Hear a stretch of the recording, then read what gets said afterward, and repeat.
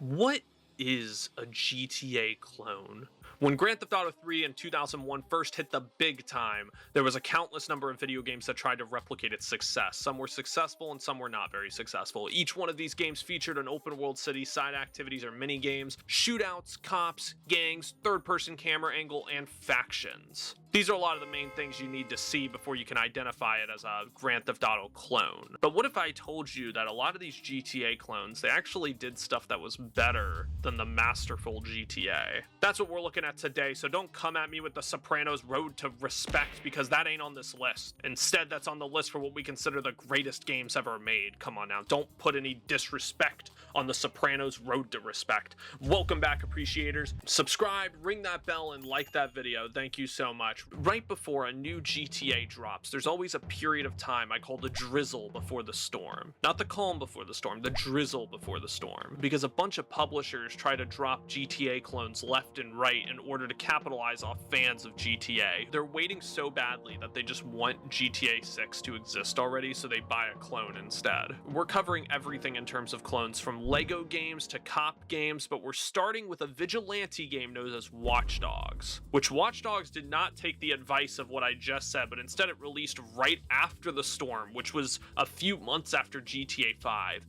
That's a bold ass move, and kind of stupid in my opinion, because regardless of what anybody thinks of Watch Dogs, it's not as good as GTA 5. But the one thing Watch Dogs did do better was the connectivity of the city. It's the feeling of systems being interconnected via technology. All the random names they give civilians when you hack their phones, and using your smartphone to access everything on the map. The tech isn't even the only thing that boosts the world's connectedness. The witness system is here too. Rockstar had a witness system in Red Dead Redemption, but Ubisoft made, in my opinion, a more intense one with people calling the police on their phones, and you have a limited amount of time to kill witness after witness before they call the cops, creating this domino effect that'll either end with you being chased by police, or it's going to end with every single person being killed. It can be just as hilarious as it is intense. During the drizzle before GTA 4 came out, we saw Scarface: The World Is Yours, released on October 10th, 2006, after a couple of delays with trying to figure out the story, what to do, and if the game could be next gen or last gen. Scarface just surprises me by being such a fun game, with Al Pacino handing over his likeness to the creators, and it being story-wise a direct sequel to Scarface that retcons the ending of the original. What I think Scarface does better is giving Tony Montana more personality than most GTA characters. You can taunt random people in the push of a button, and you have a balls meter. If it fills up, you just nut on everybody. I'm just busting your balls meter. If it fills up, you go into rage mode, and you go on a killing spree. The defining characteristic of Tony Montana. I mean, that pretty much just screams Tony Montana from Scarface. Now, instead of just shooting cops and gang members, now it's time to play as a cop, or a secret force of extremely buff guys in a game called Crackdown. Crackdown came out before the GTA 4 storm, releasing in 2007, and it was immediately considered a unique GTA clone due to its close relationship to OG GTA developers. Crackdown took a handful of Grand Theft Auto 1 and 2 developers and even a lead designer under its belt. I think that the developers describe best what I think Crackdown does better than Grand Theft Auto. They said in an interview, "How do we reward somebody for just having fun?" Let me ask you as a listener, what do you people do for fun in GTA? Kill gang members, go around and just run over people? Well, that's what Crackdown succeeds at more. Playing with friends, killing random gang members actually rewards you experience that will let you jump higher, make you have wackier physics, you're going to be stronger, and you're going to do more damage, and you're going to unlock more vehicles, everything. The goofier approach with Crackdown, letting you be rewarded for just doing random crap, also went hand in hand with their story, which they dropped the whole film story structure that GTA games were heading in, and instead they just allowed you just to drive around the map, use the city as a playground, collect XP, and take out all the different gang members on the map. There was no real specific storyline. It's not very cinematic like GTA is, and it tried to avoid that, which I have a lot of respect for. It rewards you for stuff that you wish GTA would reward you for, and it's also just way more ridiculous, and just the lack of story is a little bit refreshing outside of a GTA game. Now we're even going further back with release date and time period with Mafia 1. Funny enough, Mafia 1 development actually began before GTA 3 released. It had delays and eventually didn't come out until after GTA 3, but my biggest question whenever I talk about Mafia, it's always, where would this franchise be if it started before GTA 3. Like, let's be honest, like Mafia 1 came out in the state it was in after GTA 3, but it came out before it. Mafia would be huge. It would be so much bigger of a franchise than it is nowadays. And because of that, like, I do wonder about it too, because Mafia 1 is honestly better looking than GTA 3. It's got a more cinematic story in the way it's told, and I like the cops a lot more, which that's a secret between me and you. Like, I love the cop. Never mind, I fucking hate the cops in this game, man. Fuck these guys. They can give you speeding tickets. Okay, payback time. I'm robbing a bank in The Godfather.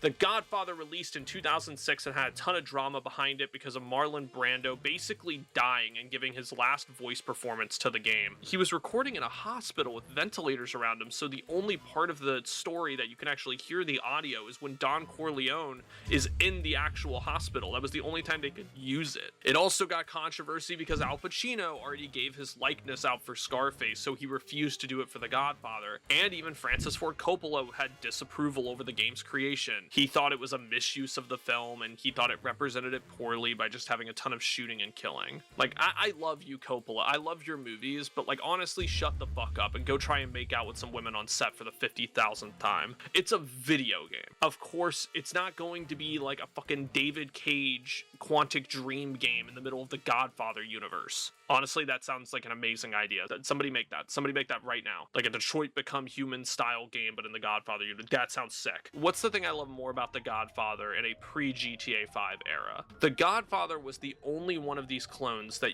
got heists correct. You'd go to banks, you'd set up dynamite, you'd blow the vaults up, you'd collect the cash, and you try and escape cops in a vehicle. It's just a blast to do. You could always feel your influence as a gangster in the world. You could even interrogate people or convince people to pay your gang to protect their businesses. I think it does that all so much better than GTA. The heists and the feeling of just being a gangster in this world. You'd find yourself beating up a poor barber who did your hair badly, convincing them to pay up your gang. But I'm sorry, old man, there's a reason gangster rhymes with collateral damage.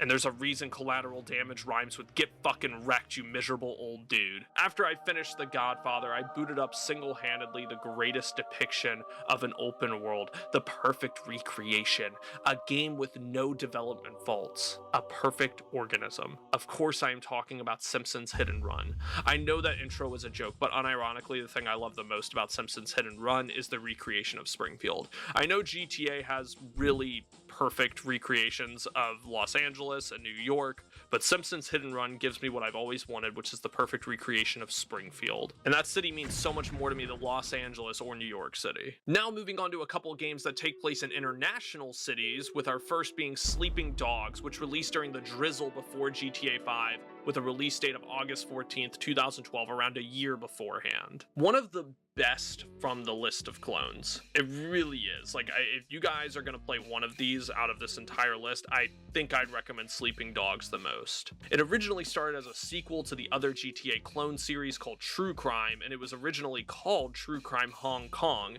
It got delayed so many times by Activision that it eventually just got canceled.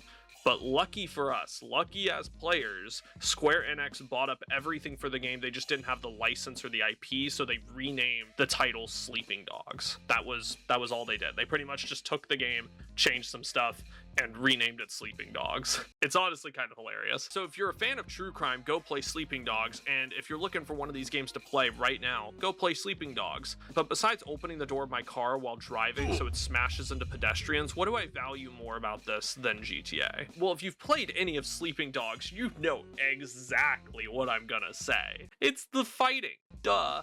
GTA, you're One Punch Man. You can take out anybody in a single hit. Whenever you fight somebody, it's not very complex, and it doesn't really even look that good. Sleeping Dogs puts a focus on letting you have massive brawls, use environmentals, counter, parry, and just giving you sweet animations that take you up to the next level in terms of fighting mechanics. No more one-punching someone across the world. Sorry, GTA, you lost that one. Our next international city is Paris, where we are in a World War II occupied France in the Saboteur.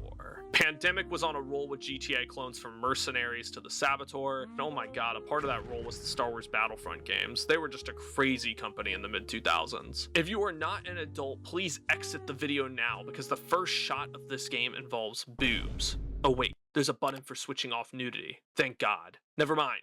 Never mind. People of all ages are allowed to stay in chat. Thank you, Saboteur. Very similar to Sleeping Dogs in regards to movement is a part of this, but in this case, with the Saboteur, it's parkour. I much prefer the parkour and the moving around on buildings and climbing up stuff from Saboteur over GTA. I know that GTA is trying to be realistic, but I think that the parkour being reminiscent to an Assassin's Creed light game, but within a city, it just has such a flow to it, and I love being able to scale buildings wherever you want to in a World War II city that's as detailed as France's. Like, I just love it. It's just a really cool game with some great parkour that GTA just doesn't have whatsoever. GTA might not want to have it, but like, it's still a better thing in the Saboteur though, so it still fits on this list. Now, time to take the seriousness and dump it down the tutor, because now we're talking about Saints Row 2, the only game that actually directly competed with the release date of GTA 4, which came out in April, and Saints Row 2 came out in October. The developer said that they believed GTA is headed in a more realistic direction, and therefore they thought that the competition could use something that was a little more goofier. And that leads me to my preferred part of Saints Row 2, with the goofiness, the humor, and the activities that boost your reputation in the city.